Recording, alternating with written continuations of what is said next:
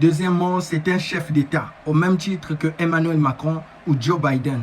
L'article 1 de la Constitution du Vatican lui donne le pouvoir législatif, exécutif et judiciaire. Donc, quand il y a des conférences de chefs d'État sur le climat, la famine dans le monde, des pandémies, des maladies, des inégalités, sur la politique mondiale, sur l'écosystème, en tout cas tout ce qui concerne les Nations Unies et la politique, le pape a son mot à dire en tant que chef d'État.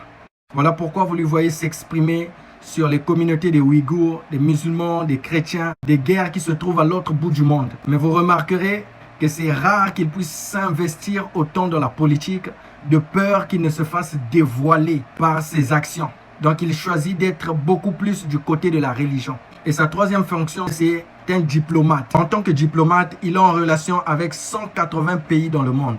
Donc le pape est le seul être humain sur la terre qui est à la fois un chef religieux et un chef d'État. Joe Biden ne l'est pas. Poutine ne l'est pas. Aucun autre chef d'État sur la terre ne l'est en dehors du pape. En tant que chef religieux, il a le contrôle sur plus d'1,2 milliard de catholiques dans le monde. En ajoutant avec ça ce qu'il s'est acquis au travers de l'écuménisme, ils sont environ 4 milliards sur la terre.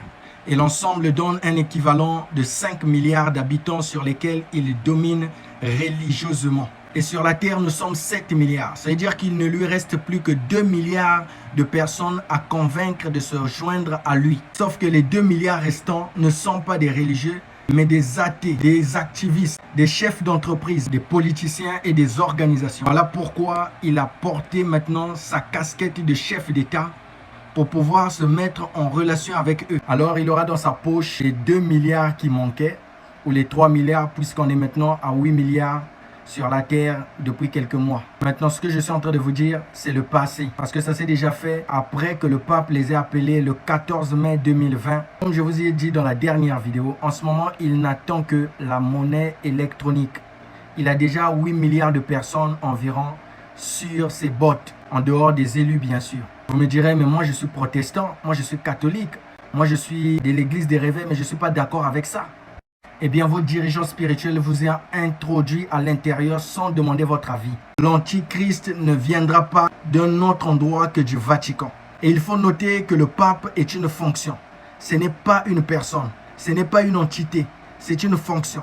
Donc celui qui meurt, il le laisse à celui qui viendra. Nous ne pouvons pas dire que l'Antichrist soit le pape François.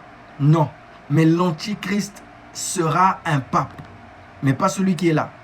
On ne sait pas. Peut-être que ce sera lui, peut-être qu'il mourra, peut-être que ce sera le prochain.